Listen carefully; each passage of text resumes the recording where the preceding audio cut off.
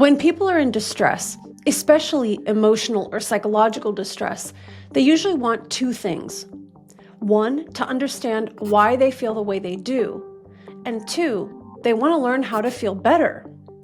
Gender dysphoria is a condition and an experience that can bring up a huge amount of distress. And in the last video, we explored how people can experience gender dysphoria in completely different ways. But the same words and the same labels are often used to describe very different realities and contexts in which the symptoms developed. That's a challenge with all mental health conditions and diagnoses, not just gender dysphoria. So I want to dig even deeper here. As a therapist who works with adolescents and young adults, I've learned a lot from the people in my practice who are trying to understand and make sense of their dysphoria, and of course also trying to find ways to feel better. And what's become super clear to me is that gender dysphoria is not just one thing. Now, in the next several videos, I'm going to share with you some of the most common factors that contribute to gender dysphoria. Welcome to The Metaphor of Gender. I'm Sasha, a therapist, and this is a channel for curious people who prefer deep thinking over dogma.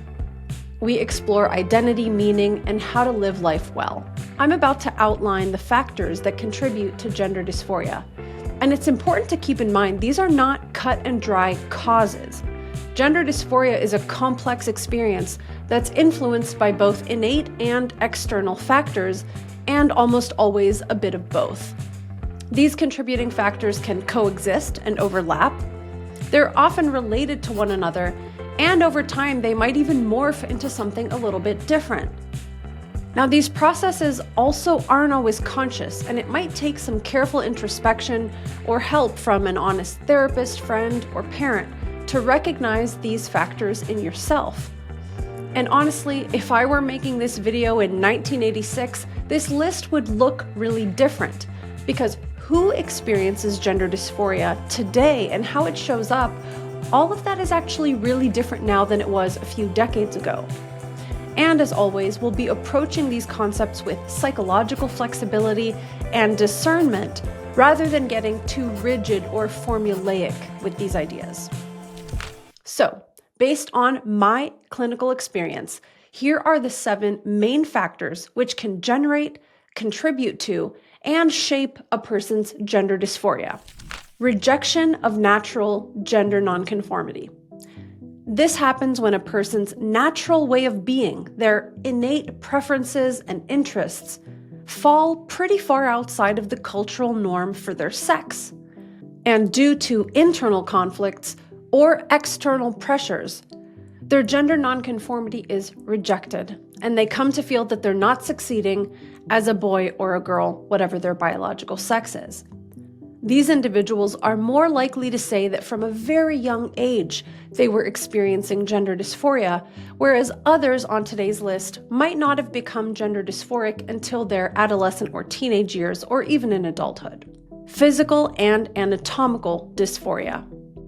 Sometimes the discomfort is targeted towards parts of the body.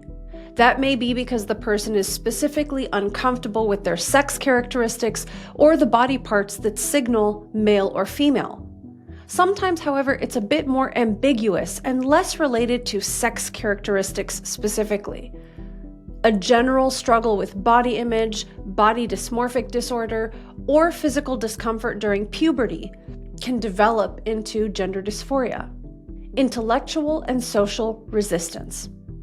When people start questioning cultural norms, gender roles in society, or the expectations placed on us based on our sex, they might begin to intellectually reject the gender binary as a starting point. Eventually, a person might begin questioning assumptions about their preferences from childhood, or reject the expectations that were placed on them by their family. So identifying with a different gender can be a form of social resistance at first, but reminders of their birth sex or the perceptions of others could begin to become painful or really uncomfortable. So gender dysphoria can emerge here when the person's new internal identity is challenged or questioned by others. In cases like this, the person might start actively changing their interests, preferences, and appearance, to fit in better with their new identity. Erotic and sexual embodiment. As a person is exploring their romantic interests in others, developing sexual fantasies, or engaging with erotic materials online, they might discover that thinking of themselves as a different biological sex, or even as an animated figure, can feel arousing. Imagining oneself this way or dressing up in certain erotic clothing could bring about feelings of excitement or even comfort and calm. Neurodivergence and feeling weird. People who are neurodivergent, whether to a small or large degree, can often feel somewhat separate from the world around them. Because their brains work in a different way that make social connections a bit mysterious or confusing, sometimes neurodivergent people have just always felt very different. Additionally, sensory issues can create a feeling of disconnection and discomfort with their physical body. Neurodivergent people are also a bit more likely to be gender nonconforming. So all of these factors can contribute to feeling like someone socially and physically fits better in a different box because they're too unusual to be part of their birth sex. Community and identification. They say birds of a feather flock together, and this is certainly true. And it's also true that human beings bond through shared interests. We get to know each other and identify with common experiences, and ultimately we start to see ourselves more and more like our friends and the people that are close to us. So if you meet a person who identifies as non-binary, for example, and you realize you have a lot of things in common, you might start to wonder if you too could be non-binary. This is a reciprocal, natural part of how humans bond with each other, and especially during our teenage years, when friendships and social connections are incredibly important, as is figuring out our identities. So similar to the intellectual and social resistance factor that we just discussed, identification with a different gender can sometimes be in conflict with the perception of others, and then can begin to cause gender dysphoria. Escaping vulnerability. In some cases, intimidating or even dangerous situations that a person has experienced are specifically related to their biological sex. This could be a traumatic experience like a sexual assault, or being repeatedly bullied or harassed. I'll give you an example. Someone I know grew up in a part of the United States where people were quite hostile towards lesbians. She and her wife were harassed and targeted so much that this woman became dysphoric. It started for her when she began imagining how much easier life would be if she were just a man, and therefore she and her wife could just be a normal straight couple. In cases like this where the person was feeling very vulnerable, adopting a different gender identity can be experienced as a powerful way to help them feel more in control and more safe in their body.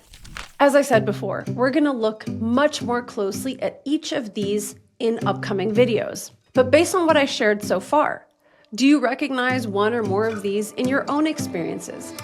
Let me know in the comments below. Okay, that's it for today. Keeping one foot in reality and one in possibility. I'll see you next time. Hey, if you enjoyed this video, please be sure to like and subscribe. That really helps me to keep this channel going. And please tell me your thoughts below. To join me in exploring more interesting questions, click on this video. Thanks and see you next time. This information is meant for educational purposes only and not as a substitute for mental health services.